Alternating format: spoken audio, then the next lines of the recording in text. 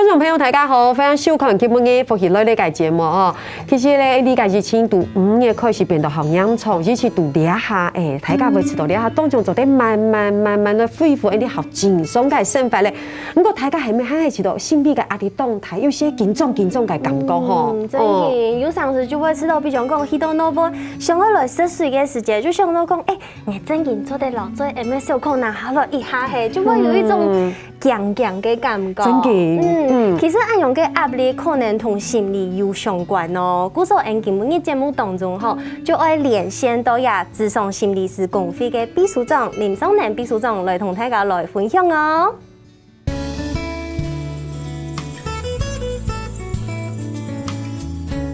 好，真件吼，因为也一波嘅，真件係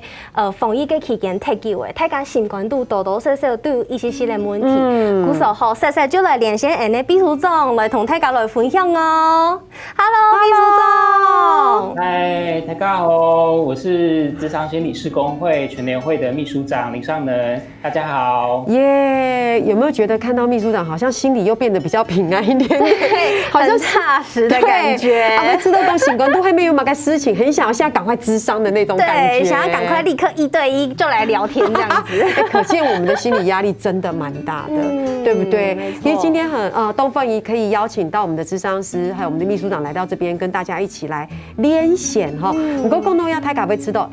很想問，就是說我們在過去的日子，其實我們心理壓力很大，不管是工作帶來的家庭壓力哇各方面的跟人之間的互動相處，或者是像是疾病啦，不過都要大家會知道省翻，慢慢的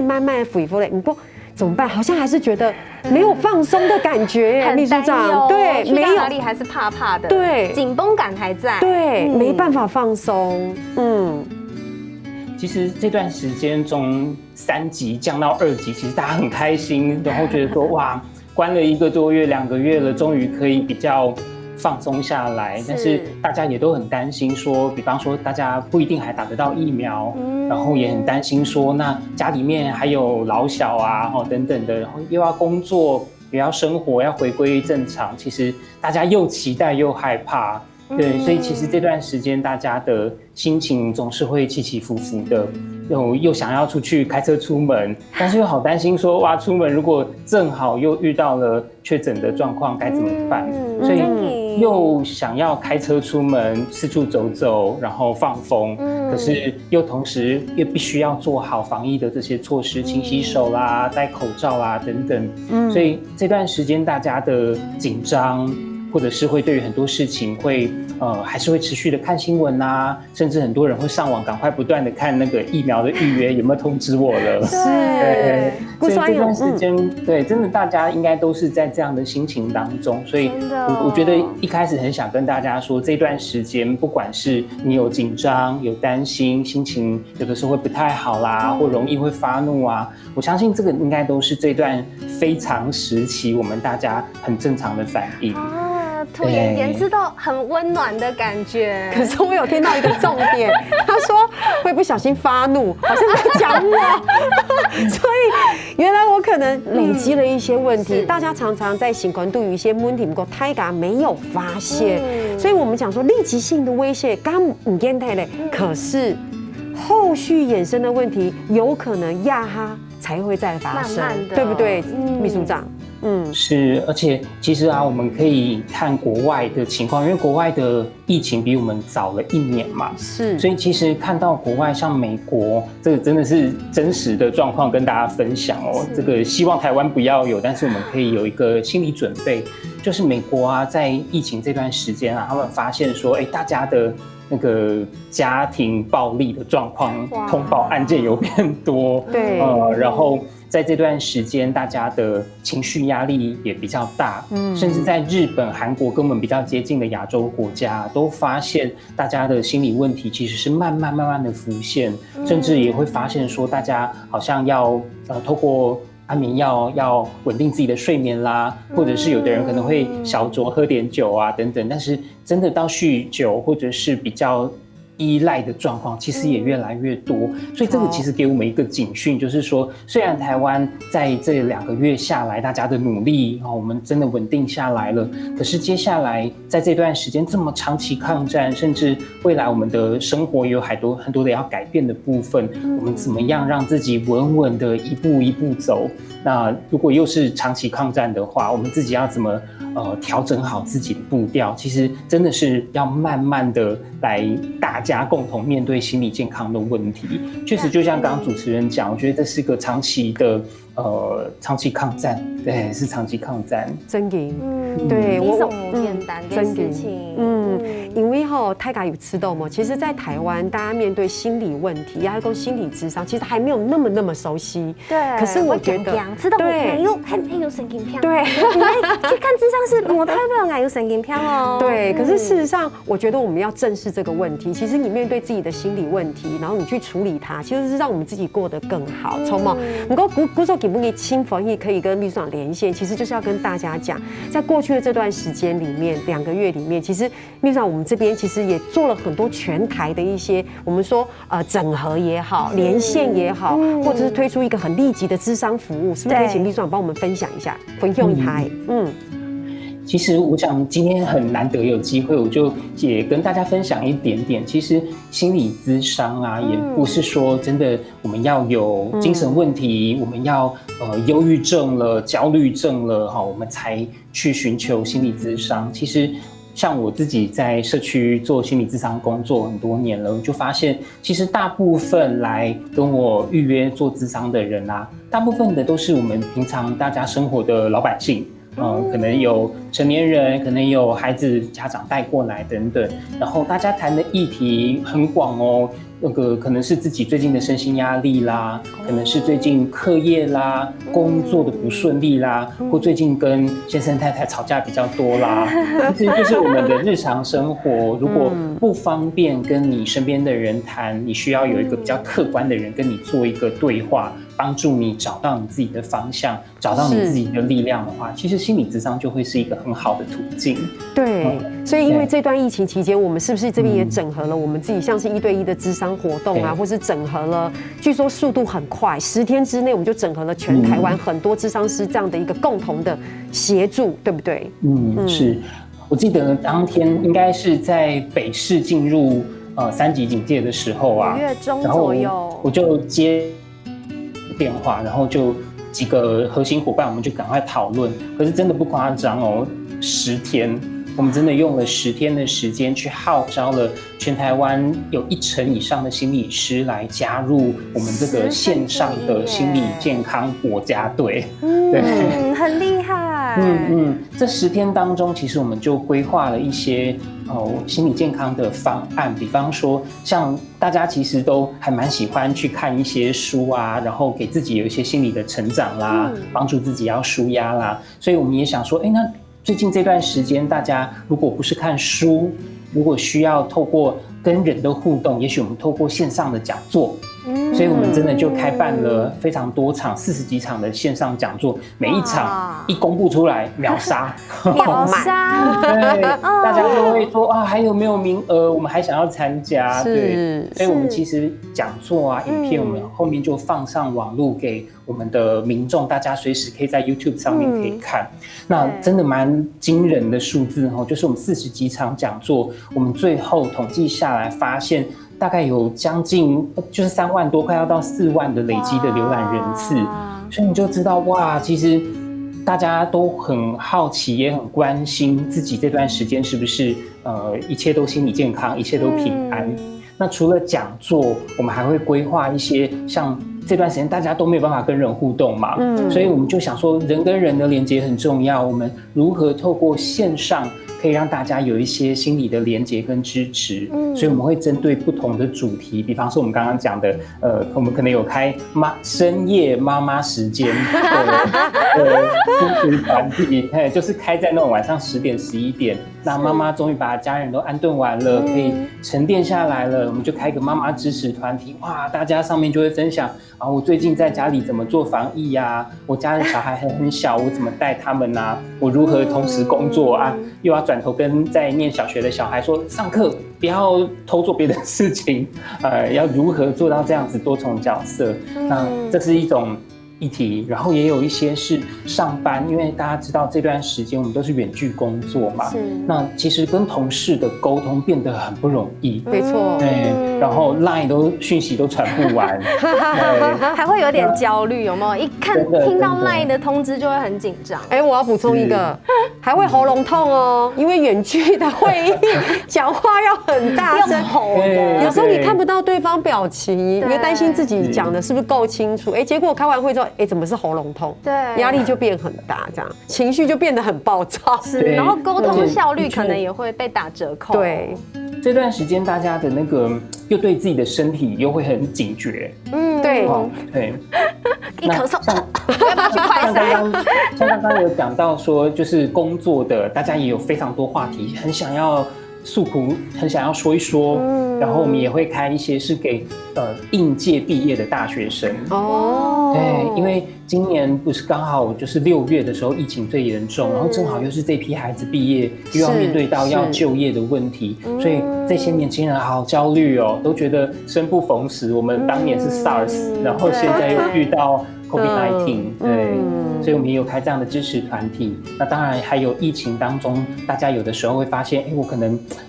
常常都会有一些身体上面的不舒服，用眼过度，眼睛很酸痛啦。我们可能会长期坐在电脑前面，我们的肩颈很僵硬啦，或者是我这边痛那边痛，很多的说不出来的不舒服。所以我们也有请一些中医师，然后或者是专门。因为前一段时间大家说同岛一命，同岛一起肥，对不对？对，同岛一起肥这个议题，大家也是很担心，就是疫情间体重失控啊，或者是本来都有在运动的人没办法运动，所以我们也有一些那个心理减重的讲座，我觉得也很不错。对，这些讲座我们把它转换成更小一点，大概10个人左右的小团体。对，所以大家更可以畅所欲言。然后大家们都会说只有60分钟，只有90分钟不够啦。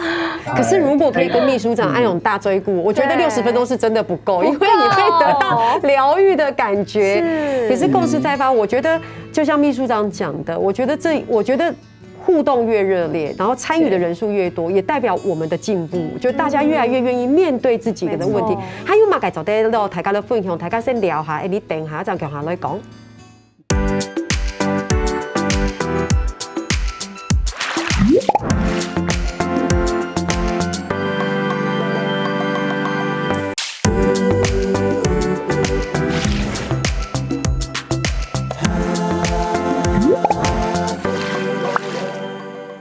因为到饭椅走在绕墙岛，你讲比数总那种节目，到台下来讲哈，我们说其实心理咨商是我们觉得全部的国民我们必须来正视的一个问题，因为你跟心理恐天，其实你的整个人生才会比较快乐，对不对？哈，我第二拜我们的主题是讲说，其实因为疫情的爆发，那我们造成其实大家在各方面其实压力青苔，那也是很谢谢秘书长可以整合全台这样的一个咨商的一个资源，让大家哇，刚刚好细节哦，对，哇，什么主题都有，讲座啊，对，1对1的线上咨商，对，我们那时候为什么没有去报名？应该要的，因为其实可能懂你会知道讲，哎呀，心理跟问题就会气嘎给就好啦，你就是自己想开就好啦。可是有想的是，当你困在那一个很失落的情绪里面的时候，是用板躺就躺不出来。我发现啊，秘书长问一下，是不是真的不要讲？我真的以前也要有问题，人家说你要想开一点，我听到这句话，很生气我就很想转头离开，超生气的。因为我这种我心肝都有没问题，这种说不会啊，想开一点，人生。我想说，我怎么觉得好像突然变得负能量加强的杠够？你看我们会有按钮跟问题，就会问够，为什么？因为华人，其实我们过去的习惯，我们并不习惯跟别人去共按有心关度跟事情，因为我们好像要承认自己有问题，或是我们哪里做不好，所以其实包括这一次按有给发头被吃到，好像有点按有尴尬，压一共不太容易，你知道？对，线上我要一上线，我可能就跟你第一次condo 给你呢，第一次线上condo给你呢，就是那个我心里最近有点不开心，要开始说，对，或是线上一连线之后就讲，其实我最近还蛮好的，有没有啊？有个问题啊，秘书长，对，尴尬啦，或是一些适应的问题，对，或者是假装坚强。其实，在我们这一次方案推出，为什么要推1对1的咨询呢？其实就是，像我们刚刚讲，很多人的讲座，10多个人的小团体，然后再到1对1，其实是有渐进性的。所以我们真的有很多的民众啊，做1对1是听了讲座，参加了团体，然后觉得说自己准备好了，才进到1对1咨询。所以这也是我们当时设计的一个目的。那这个1对130分钟的咨询跟一般的咨商又不太一样，是因为比较是短时间的给一个心理的支持，提供你一些方向，接下来该怎么办。那跟心理咨商是每周固定时间，然后会持续一段时间，其实那个效果是不一样。但是确实我们的民众在参加这30分钟的咨询啊，很多人其实是抱着好奇心来的。好奇哦，好陌生，然后又有点好奇，然后又觉得这段时间好闷哦，好想跟人讲话，但是又不好多讲了，身边的朋友家人又很担心，那我是不是找心理师谈谈？所以其实蛮多人在这种好奇或者是循序渐进的参加我们的活动以后来谈，那确实一开始当然会很尴尬，而且很多人真的说，我可以不要开镜头吗？对啊，可以不开吗？不开就减少掉这个问题啦。对，但是其实没有开镜头，我们也会允许，但是就会少了很多。像我们现在可以看到彼此，我们可以看到表情啦，眉毛皱眉头啦，或者是你的眼神有变化啦，对，所以其实视讯其实虽然在疫情期间这是一个不得不的方式，但是在国外啊，在进行这样的视讯的咨商或咨询，其实已经很多年了。所以我们真的是台湾透过这样讲有点不太好，但是真的是疫情让我们有机会更快的把资讯带到我们的心理健康的服务当中。是，那我就这边跟大家分享一个案例很有意思哦，就是我们民众啊，真的就是来谈，然后好紧张哦，想说哇，等一下要拨那个视讯电话给心理师了，那到底是男的心理师、女的心理师，是老的还是年轻的都不知道，担心。然后一打开镜头就会哇哦，原来这位是心理师这样子。所以心理师是一群有经过训练、有特殊的一些跟人产生连结比较快速的这种训练的过程。所以在心理师的几句的问候、关心，其实很快的我们就可以进入到了解你最近的生活的状态。今天你很想要来谈有没有什么事情困扰着你，或你特别想要用这30分钟谈什么，对你是有帮助的。对，所以会比较快的回到民众他想要来谈的议题有什么。那当然这当中大家谈的议题真的五花八门，像刚刚讲到的工作的啦，工作真的蛮多，是我们占第3名的第3名多的。那主持人你们猜猜看，最多的前2名会是什么？我知道一定是家庭主妇妈妈们，黑吗？对。我们的妈妈族群很多真的。我看起来不是第1名呢。所以妈妈族群不是第1名吗？我以为家庭或者是感情问题，因为最近大家工作都在一起嘛，因为居家的这个时间没办法，大家必须都在同一个空间。那你猜，刚才我好像猜的不对。感情问题。感情问题吗？感情问题。感情问题是吗？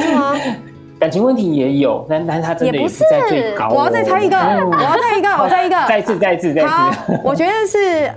男人就是大男孩 ，say lining， 就是因为一般来说每次都 say lining， 看难请到情绪的出口，因为我们说男人有泪不轻弹，我们面无表情，抓不到这个喜怒哀乐，不像 say lining 有没有？好像很容易就哭，而且我们有闺蜜，对不对？我们要打电话来宣泄情绪，对吗？好紧张是吗？也不是，但是我觉得刚刚主持人讲的这3个议题，我觉得都很棒，我们等一下再慢慢谈。但是我想要跟大家分享的是啊，我们在前3名尤其第1名，真的我收到这个统计资料的时候，我其实很担心，但是也很庆幸我们有这么做一个新宅配的方案，因为最高是疫情间的身心压力的议题。对，我觉得很多人在这一段时间可能有房贷有车贷，但是如果工作受到影响的话，他的收入其实会减少，那个焦虑是我觉得蛮恐怖的，这种竞争给干不够，然后又不知道我的下个月是不是可以正常工作。是，所以秘书长讲是身心压力，目前是你们收到的统计数字是最高的。对，所以大家可能会说，我可能失眠啦，我可能最近的整个作息都乱啦，或者是工作跟生活的结构完全没有界限了。那举手，全部两只手，我们大家都应该都会举手，对。OK。但是因为每一个人的本身自己的特性就不一样，有的人在这样子的压力下很 OK， 像有的人觉得说，整天宅在家很舒服啊，但是有的人是必须要出去走走，需要与人互动，他就会觉得好闷，所以这段时间身心压力是最大。然后排名第二的是情绪上面的困扰。OK， 对，像情绪低落啦、焦虑、紧张啊、很恐惧啦，然后对于疫情的担心啦，所以这排名前2名，我觉得真的是让人蛮担忧。而且更严重的是，这当中我们大概有2500个民众来参与我们的1对1咨询，其实蛮多的，2500那这2500个民众，我们都有请他们先填写一个线上的量表，短短的只有5-6题，那填写出来的结果也很惊人哦。那所以这也是让大家知道，这段期间大家一起都很辛苦。我们有60%的人他的量表的分数其实显示的就是哇，你的程度已经到了，你需要找个心理师聊聊咯。超过60%，然后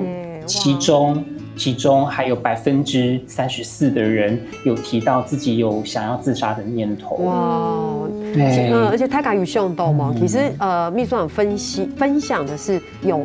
经过统计的，就是你有打电话来的，你有填量表的。可是你想想看，有去抖音其实有挑用给请行，公给没有参与这个活动，而且甚至某第二用版去求助，所以实际上的数字肯定是远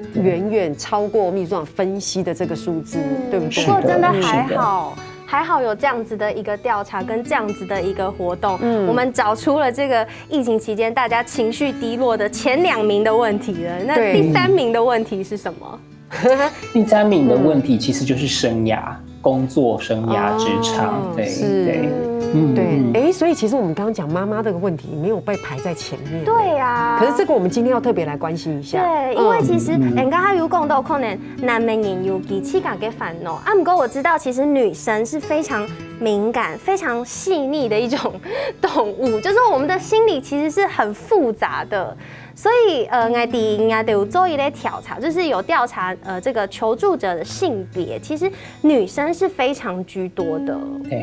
对，其实不管是国际间的统计啦，就是寻求心理咨商求助的比例，或者是我们这一次在新宅配当中求助的比例其实都是女生比较多。我们的整体的服务年龄大概都是20到40几岁左右。那女性占了80%以上哦。是，对，所以就像刚刚主持人讲的，其实女性，我们当然有的人会说那可能是因为女性比较会去求助啦。但我觉得更重要的是，有没有可能是女性真的在生活当中，或者是在疫情之下，真的承担了比较多的压力？我觉得这很值得大家思考。我想这一定是的，因为就像阿布卡，我们这个社区有一个 LINE 的群组。很多妈妈在疫情的时候就会低面撸空，就会在 LINE 里面一直分享防疫的一些小 paper， 很多是比如说回家的时候什么鞋子千万要摆在门口然后那个妈妈就会一直分享这样子的讯息。其实我看到我是觉得妈妈你可能有一点点焦虑，对，因为过度焦虑，她才会这么样的过度去注意这些讯息。其实像疫情，我们今天是不是要跟大家分享？因为是不是像是失落感或是没错，像其实当妈妈有懂得新冠度嘅问题嘅时节，有可能就同亚都有相关哦。当一切与期待不同，它可能有产生失落感、挫折感，还有这个失败感，是不是？我们的秘书长是不是可以跟大家分享一下？这好像是一个流程，对不对？进程。其实我觉得，也许我们不特别说是妈妈们啦，因为我觉得这段时间大家都会经验到一件事情，就是失控这2个字。对，很多事情可能我们的习惯，好像比方说我们可能每天就是要通勤去上班。可是我们这段时间不用通勤了，你只要转个身，或者是你打开一个房门，换一个场地，你就开始你的工作了。所以其实很多我们本来生活习惯的东西都被打破，然后像比方说我们可能有的是同时你有多重角色的，你可能上班上到12点，好，你要休息了。以前我们就是跟同事出去吃饭就好了，现在不是，你转头你要立刻穿上围裙，你要去准备午餐，而且最怕小孩子或家人问说今天中午要吃什么。对，所以这段时间大家最害怕听到的一句话。对，所以我觉得这也是刚刚依晴分享，有可能如果说你是这样的角色，那当然如果刚好你又是妈妈，你又是女性，这个时候你承担的压力就相对比较大，对不对？其实还有很多的问题想要好好来请教一下我们的秘书长。不过强台先聊下，立马差，你等下长来讲。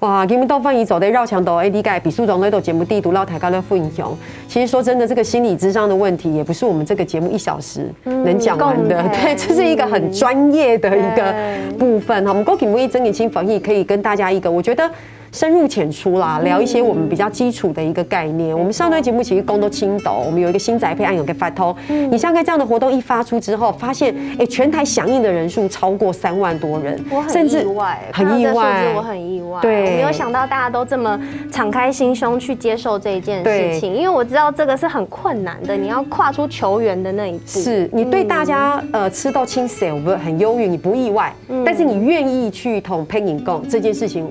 你很意外，不过也是前进的一步啦。我觉得，不过共同一样哦，秘书长，因为我们的秘书长是男生，对不对？我们这一集听，我们最后这一趴的主题其实讲的黑马给就是谁来你？因为我们刚前一段节目有共斗，其实大家有发现哦，真的来求救的20多岁到40多岁的谁没引他动哦，不过谁来你就卡死为什么谁来你卡死哎？秘书长，为什么男生你们去哪了？对啊，你到哪边？其实。男性，你说真的就都没有心理的需求或需要去谈谈吗？我觉得其实我自己从硕士到现在博士阶段，我一直都在做男性相关的研究。对，所以其实发现其实不是大家没有需求，而是在我们从小，我想到现在，即便台湾已经算是性别平等，还算是亚洲不错的、蛮进步的国家了。可是我们在从小到大都比较被强调，就是男生应该要是什么样子，同样女生也是，女性应该要是什么样子。所以在我们华人的社会里头，对于男生有一些期待，比方说你要坚强啊，你要勇敢啊，你要去承担责任啊，所以。说实在，这段时间特别疫情下，我自己有不少的当事人，都是因为我的工作感觉我已经停那个无薪假好一段时间了。那我接下来的工作呢，然后我都不敢跟我太太说，然后我也不敢跟我的孩子提，我爸妈也都会问说你工作有没有受影响啊？那又不敢讲实话，所以有很多他们自己内在需要去消化整理的，未必会比。女性来的简单，真的，那只是从小他们被训练怎么去表达，或者是鼓励被表达，这个都是比较少的。对，我刚刚听跟成长过程有关。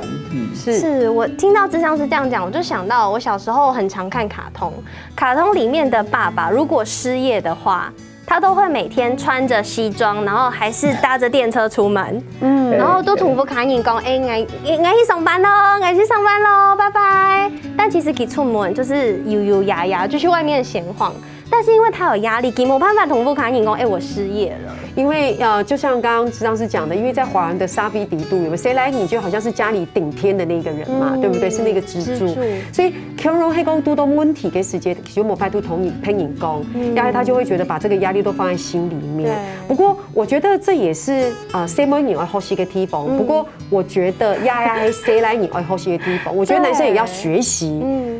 放下这样的一个框架。我觉得就是对于谁来你呀或谁摸你都有这样的一个框架在自己的身上，我觉得彼此学习。我举一个简单的例子好了。我觉得女生哈，谁摸你同谁来你给我同个世界，如果有冲突的时候，谁摸你就会说你现在说。你要讲清楚，你什么意思？为什么你都不讲？然后女生就会觉得我跟你的沟通还有问题。你要跟看法还嘛该？你要他知道用，你知道我讲嘅有冲冇？你要他有糖嘅生来嘅意思冇？哎呀，差不多就是这样子，咄咄逼人的感觉。然后我觉得秘书长现在压力很大，然后现在你就越是这样子，他反而越不说，最后他可能最后是大暴怒，他干脆就门一摔，你就这样哎，你看就。是不是谁来你呢？谁摸你们有爱有给问题？还有就像秘书长讲的，上段节目有共斗，因为疫情期间，因为这样，你看家暴的几率增加了，对，然后夫妻之间的冲突也增加，所以是不是这也是谁来你呢？谁摸你给我同个批缝有一块很大需要去前进跟后续的地方，其实我觉得有一个蛮重要的，我们就姑且不讲说疫情，其实平常啊。我觉得关系当中，大家都很需要怎么去做合作。你往前一步，我就往后退一步；我往前一步，你就往后退一步。其实我觉得疫情期间是把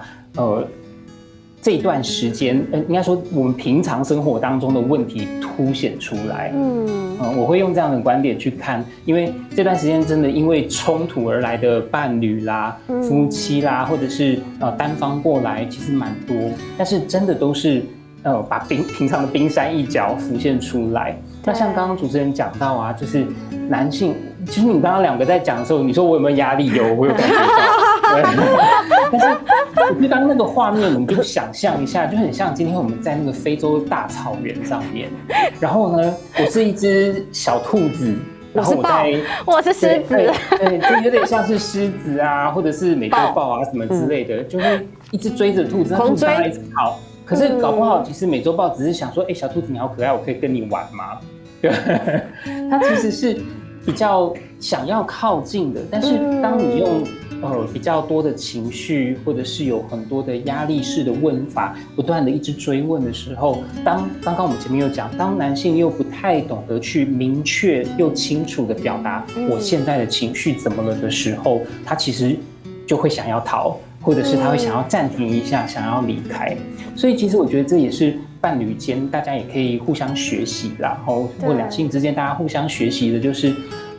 如果我们今天发现我的另一半或者是跟我对话的人，他就是一直停在一个宕机，或者是他就是没有回应的时候，或许我们可以先慢下来，那个暂停一下，一方面让自己不会一直在那个情绪里面，哇，好生气啊。另一部分其实也是让对方有时间稍微消化沉淀，让他想一想他怎么了。我举一个最近听到的例子，我觉得很有意思。我就在前几天，大家知道最近奥运很好看，对不对？对，然后大家都会看奥运，然后觉得哇，很紧张。然后你知道这个有一位太太跟我谈了很久，她说她跟她的先生的关系一直都没有办法突破，然后也是一样，她会很想知道先生怎么，她好想要帮他分担。那我们讨论了很多，然后很多的方法，然后他好挫折。结果他告诉我说：“老师，你知道吗？上个礼拜我们一起在看奥运的时候，然后啊，结果终于哇得牌了，好开心哦。然后啊，我就看他笑得好开心。这时候太太跟先生说了一句话，如果是我听到，我也会觉得我被融化了。你知道太太做了什么事吗？她就过去抱抱先生，然后先生说你干嘛？然后太太就说哦没有啊，那个选手得牌很开心啊，然后我也好久没有看你这么开心了。所以就这样打开了他们可以好好说话的那个话匣子，然后太太就会关心说，其实前一段时间我看你闷闷不乐，我也不晓得是不是工作还是什么事情，那我也不好一直去问你，那我不晓得你觉得你准备好要告诉我了吗？还是我可以帮忙你些什么？其实我们之后就会听到的是一种我想要邀请你，我们一起来合作的那种感觉。那其实就会跟那个美洲豹在后面一直追是不一样的。对，没错。不过秘书长举的这个例子，吃到我要给那个妈妈拍拍手，很厉害。对，因为我觉得他也是先，我觉得很有策略，然后也是先想好了，因为破冰有冇？先破冰啊，谁来赢？而且它被破冰了，融化它，对，它才是去说几个杠书很用哎，对不对？其实现在你拿东西要没关心给啊的哦，就像我们刚刚心理师跟大家来分享的，其实我们需要关心他们、陪伴他们，跟主动开口的去询问他们，对不对？有的时候我们真的可能看到的，比方说，他在生气，然后他情绪好大，但有的时候我们会说气什么？有什么好气的吗？但其实这句话没有说错，某种程度没有错。他也许不是生气，他可能是好懊恼，我怎么会做这样子错误的决定？或者是我怎么会让我的太太这么担心？或者是我怎么会让我的孩子遇到这样的危险，遇到这样的状况？他可能有自责，有懊恼，可能有很悔恨。可能有很多的那些情绪都在里面翻搅，但是它呈现出来，对，呈现出来的是很生气。因为生气，其实在华人的男性当中，确实我们有观察到，也有很多的研究都告诉我们说，生气它展现的是一种怎么样？比较强壮、威严，有办法去面对一些困境啦等等的。但是他真实的情绪，可能像我们刚刚讲的，有很多很复杂的在背后，所以要能够把那个背后的复杂情绪引出来，我想也是很多人很想要听见的。这个时候其实就需要有更多的耐性，慢慢的去听，找适当的时机，或者是给他一些机会去表达看看，说说看。对，我觉得这都是彼此都可以互相练习的地方。那唐秘书按样讲，你就知道谁来你了，谁没你某 Q 个地方就按样给你背后跟出来可能会轻生气，你过其实他背后会觉得是我做不好，我懊恼。对。不过节目的最后同大家的分享，真的有没有问题啊困难，我们还是要求救，对不对？我们有这些管道，什么？是，像在医院的话，我们可以就自己身体的状况，睡不好啦、饮食啦等等，我们可以透过身心科医师的药物来解决。那我们在医院或在社区，也可以找临床心理师，透过科学化的工具做心理衡鉴，帮我们找到问题在哪边。那我们也可以在社区、在学校里面找得到諮商心理师，来帮助大家透过谈话的治疗，来疏解我们心里面的压力，找到我们自己的力量来面对困难。这大概是我们在台湾可以找得到的资源。对，没错。除了刚刚大家看到的请到的諮商的资源以外，大家要做的對自家的生活當中來做起我們的防疫新生活。除了這個情緒要曉得照顧自家，鼓勵別人有煩惱就講出來，還有照顧人的態度，用腦力激盪來尋方法，來尋也面對問題的方法，還有處理佢，還有人的身體咩樣樣啊，你做得出去了啊，運動啊，本心情較好，對喂，還有唔記得也愛帶做誒咩，還有要保持社交距離哦。故說今日真嘅非常神秘秘書長，謝謝秘書長跟大家分享這麼多，謝謝。什麼泰嘎，謝謝。好，我們什麼天時機條前觀眾朋友嘅收看，休息一下，你就來進行呢法律4單元。